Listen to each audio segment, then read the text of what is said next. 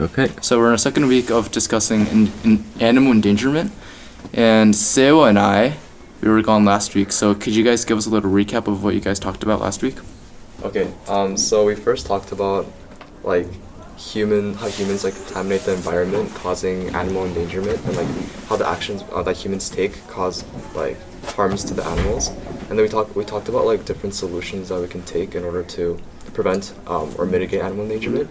And Justin, what are some solutions we came up with? Oh, so the one thing we kind of talked about is that when we're trying to figure out environmental solutions to these like big issues that can cause animals to become extinct, let's think of it not as like some kind of like really big and major activism, but then try to think of it more like an activity or hobby you might do with your friends on a weekend. Go and clean up a river, for example, or clean up a park, and just care about the environments that are surrounding your local community, because if you do that first, then it'll make a big difference too.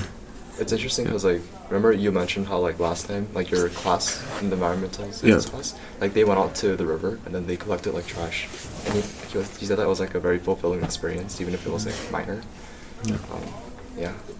Hey Sean, what did you learn last week, or what did you talk about last week? We were talking about animals, and then we moved to the topic of how to mitigate climate change. Climate change? Mm-hmm. I guess. Can you elaborate on that? A lot. I guess we did because. I talked about the polar bears. Yeah. Oh yeah. Oh okay. Yeah. Save the polar bears. I was talking about They're too aggressive. They should just die. No, but I was talking about how like they because of global warming that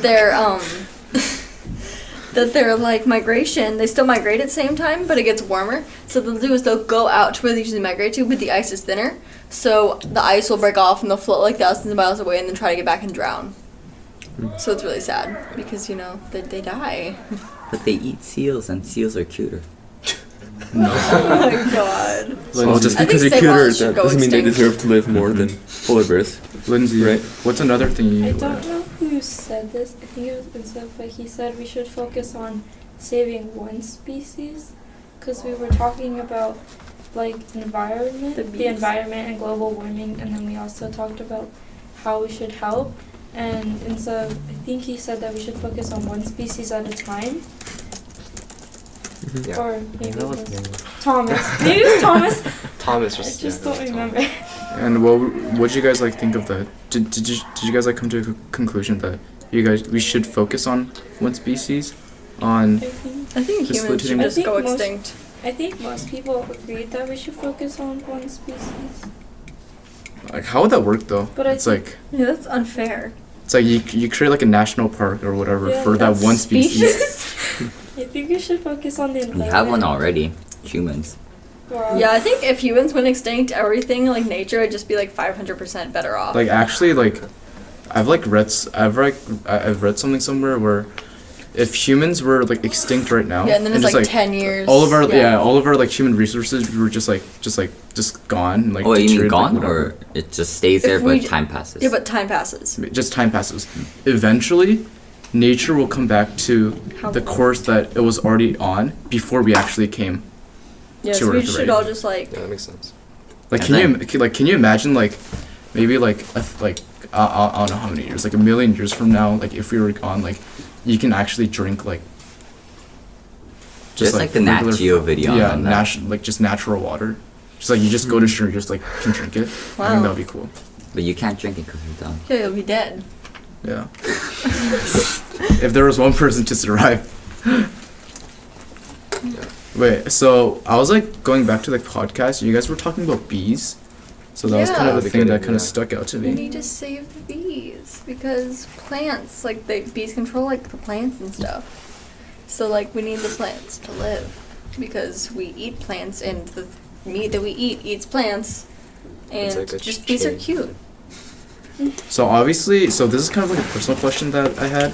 Obviously, there are a lot of animals that are on the endangered list, right? And obviously, it's physically impossible for us to actually try to, I guess, like, kind of help all of them and kind of bring back all of them back to their normal. Lindsay, are you listening? back to their normal, I guess just state.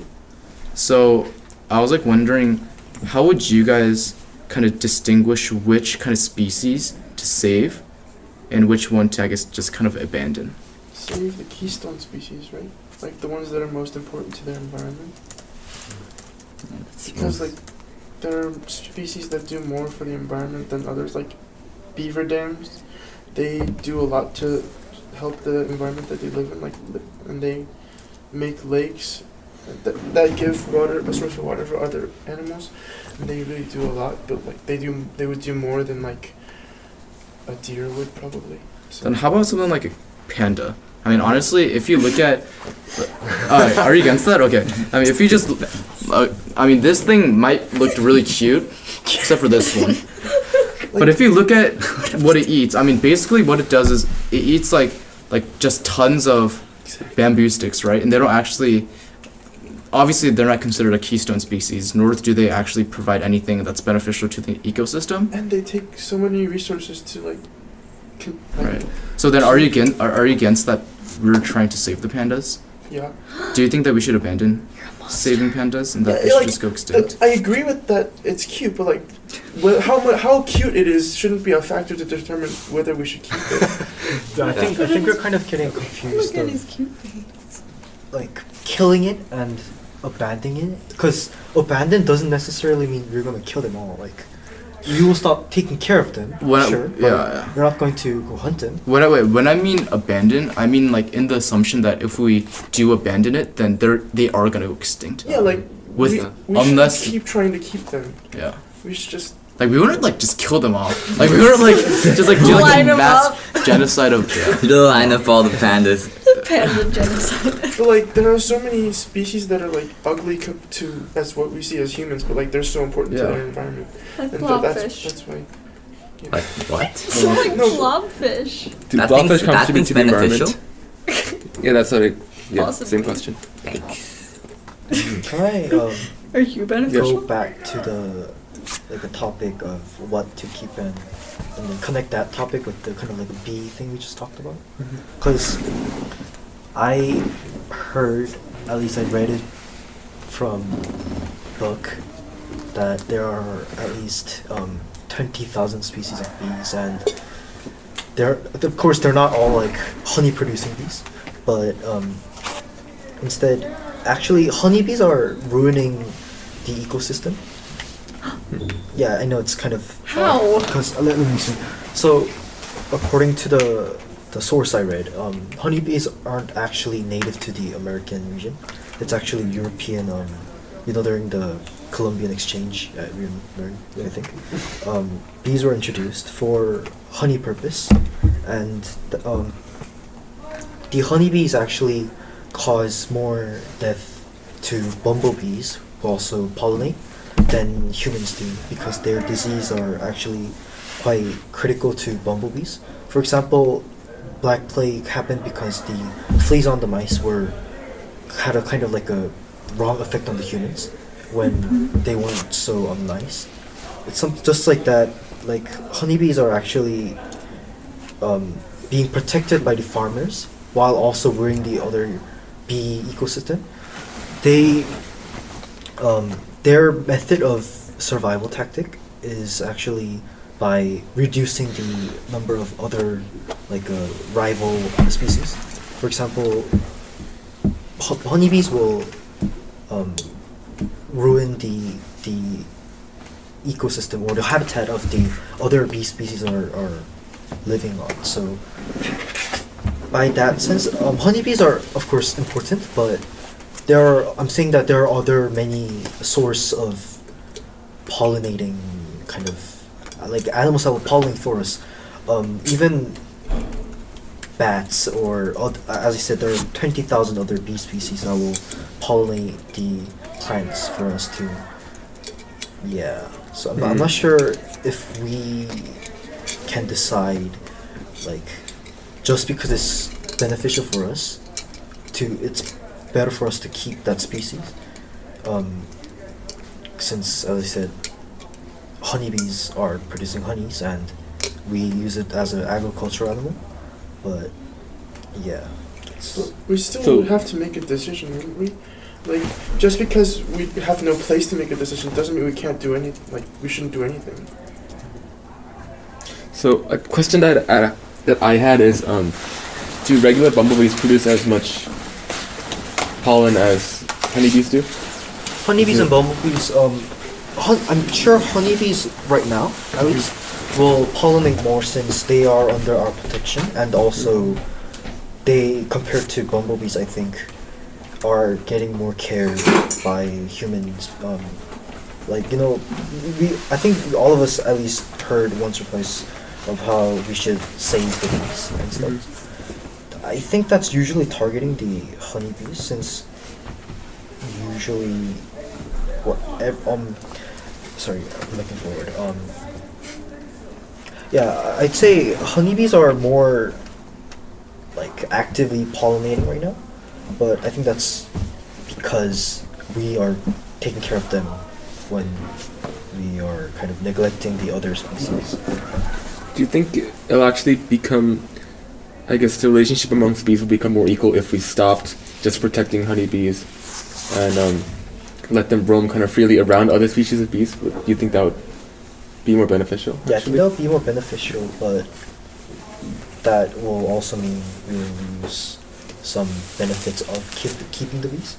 So I'm not sure. I don't think humans will stop protecting the honeybees, but what I'm saying is I think we should take more care on the other species too, as much as the honeybees are getting right now.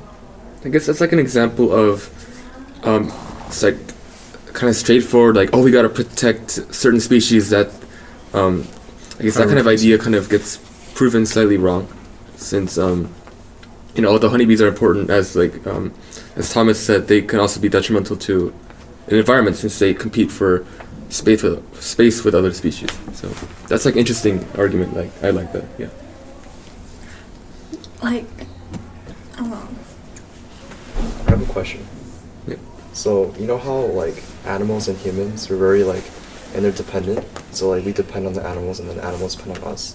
For example, like well, it's not animals but like plants. Like they provide oxygen for us and then we live off of that. So do you think that like by like making certain animals extinct for our own like industrial purposes, like building infrastructure, do you think that that's also harming us? If we harm like the animals, like in turn we're also harming ourselves. I mean, yes, because we have lots of issues with global warming, and if you if you let's say you destroy the animal's habitat for industrial purposes, you're also just destroying the oxygen, producing trees, and that's also gonna affect us in a negative way. Yeah, so that's that. Can I add anything? So during Envi class, we had to do like a presentation on deforestation, and I learned that there's I forgot the exact percentage, but there's a large part of the Amazon forest that they completely wiped out, which it showed that it reduced the oxygen by a large amount. And then it's not just the oxygen, but like while just cutting down the trees, it also killed I think over 6 types of species, like animals living there. While that's simultaneously releasing CO2 emissions into our atmosphere. So, yeah, I think you can't argue that. I guess just wiping out space ecosystems for our industrial purposes, I think that does ultimately backfire on us. Because I mean anything, industrialization just as a whole, just like the mechanical process of it releases CO2 somehow. That obviously is bad for environment. Okay. So this is a question that I've been wanting to ask. What are your thoughts on veganism/vegetarianism? I'm against it. What with respect to Veganism- animal rights, though? Yes, I know, but veganism. Okay, vegetarian. I'm aware, and I think it's actually good for us to some extent. But veganism, at least some aggressive or like extreme veganism, I'm actually quite against it, because there are like animal product almost everywhere, kind of. For example, if I right, I heard that they are opposed what animal produces too, like for example milk or Honey, even honey. yeah. So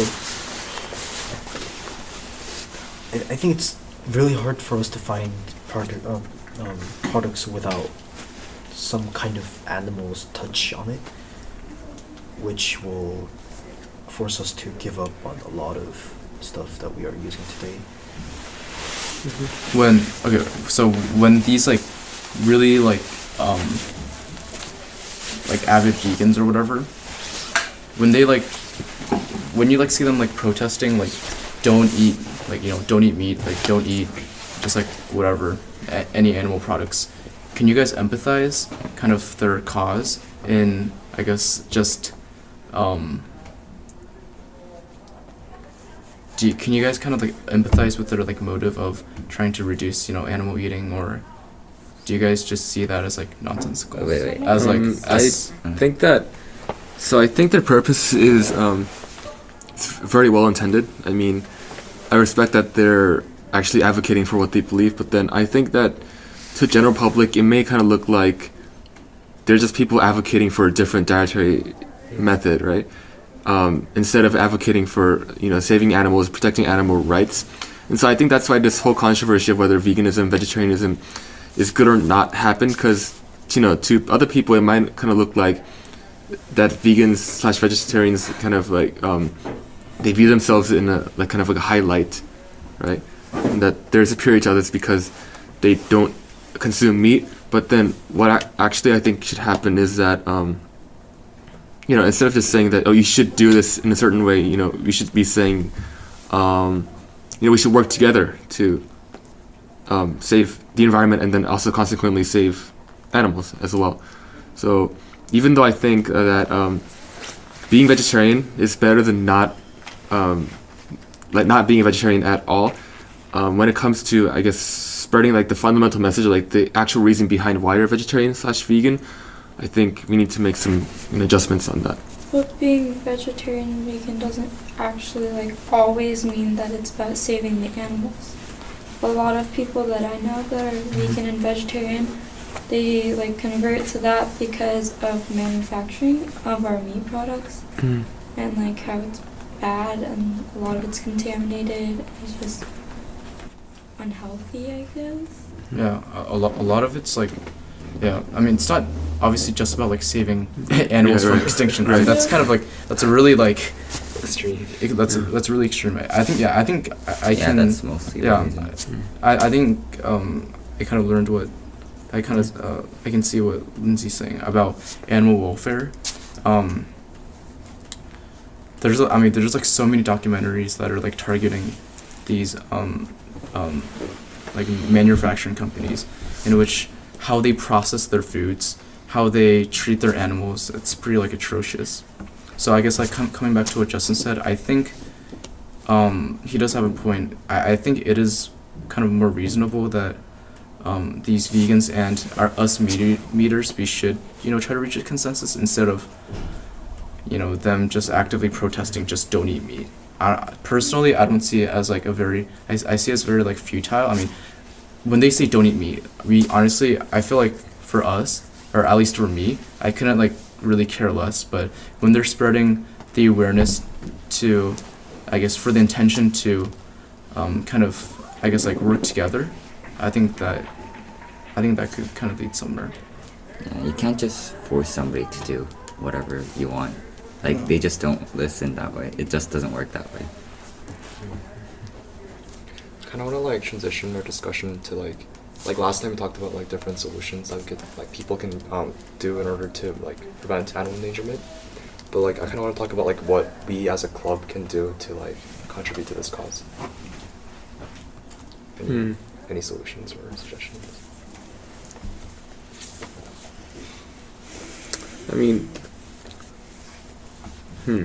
that's, well, I've always wanted to partner up with a club, you know, because Minjin and Andy and I kind of talked about doing that. There are definitely a lot of environmental clubs at Cass, the most famous one being Greenpeace, right? So I guess like even just like inviting one of those members onto a podcast, like what we're doing, for example, like even that, because if we have a perspective of someone who's different, not in our club, and is actually always actively involved in, you know, thinking of, you know, like animal rights or environmental concerns or whatever, then I think that'd be interesting to have. Yeah. Do you guys like? Can you guys see us like, maybe like taking like direct action, like something, you know, something that's like visible, something that's concrete that we could physically do to perhaps, I guess, just kind of help the cause specifically animal endangerment. I mean, I can't stop eating meat. I mean, We don't have to like not eat meat to contribute. Because that's I mean, that's not always like, you know, the core of the message. Just Mhm. it's not always about not eating meat. I know. There's other stuff. Deeper but- than that. Yeah. Yeah, I think that's like something we can definitely think about though. Because I think like what Justin mentioned, like us collaborating with different clubs and like trying to reach like a solution with environmental clubs. I think that's a pretty good idea that like us, a school club, can do. But I think there's other solutions. Or, Such as? I don't know, like partnering with. It might be hard, but like partnering with like NGOs. I don't know. I Okay. might have to do like a lot more Yeah. research on that. Yeah. Well, wait, actually, no. We're not done? No. Oh. We need So we need because- we need a final thoughts kind of thing where, you know, we kind of go around and then say One kind of thing like we summarize what we said so far and like some last opinions. To wrap up, Yeah, wrap up time. should we go like this? Yeah. Hope you want to Boom, start. just say with the pandas. Cadence. What else? Say in a Constructive. formal, constructive sentence of a summary that you've learned and what you can kind of take away from this.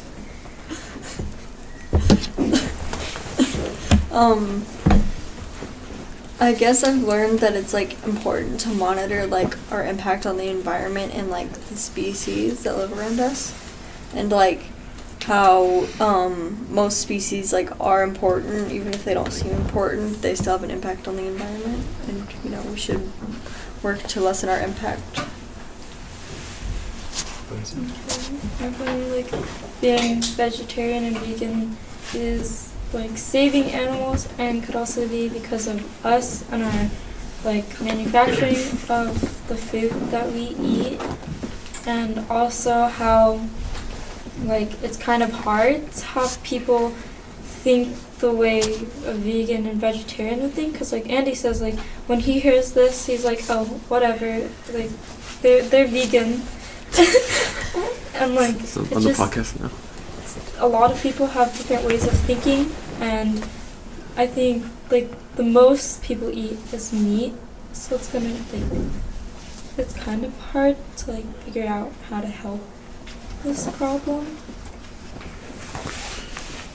I think it's important to like focus our efforts onto like what we're actually trying to save, and like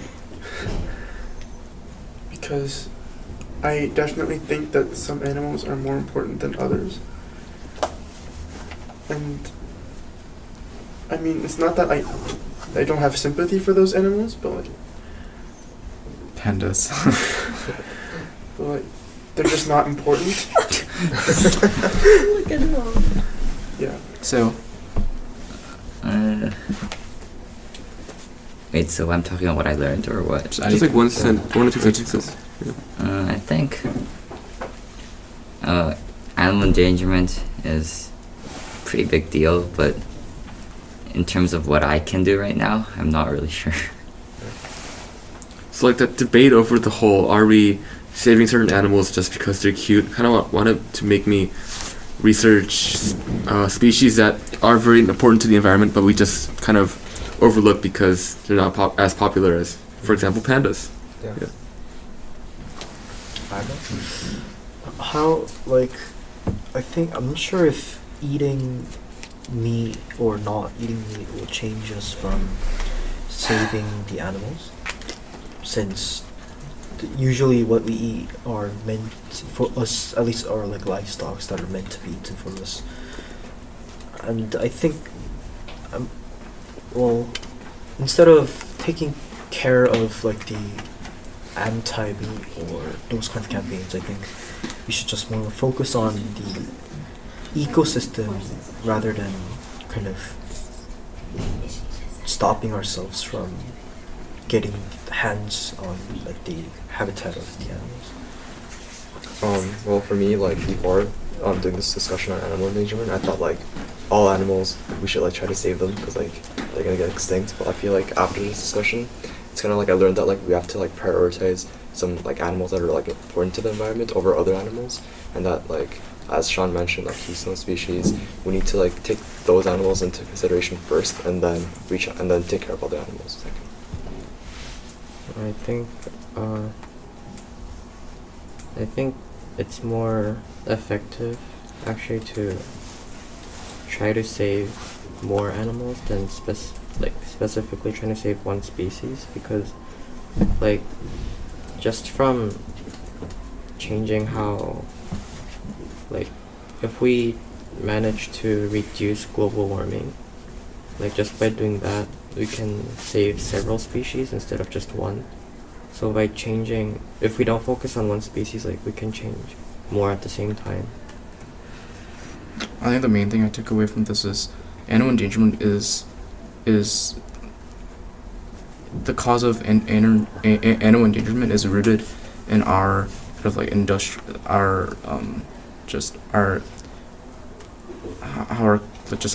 our industries function. And I find it like really ironic that we're creating all these like new spaces through deforestation, which is harming animals, but it's ironically also harming us at the same time, especially just with the massive carbon emissions that are released because of our industrialization. Also, I want to apologize. Like, I think like I was like kind of ignorant. I guess like when I was like talking about my side as like a meat eater, and I think like I didn't just like in the future I feel like what I also learned was I think I can like sympathize kind of more from like I guess like the side of a vegan or vegetarian. And I could think like if we actually like maybe did take awareness, if we were to take action to spread awareness, I think I could see as like definitely like I think it will be definitely a learning experience, at least for me. Okay. Thanks, guys. Thank you. Especially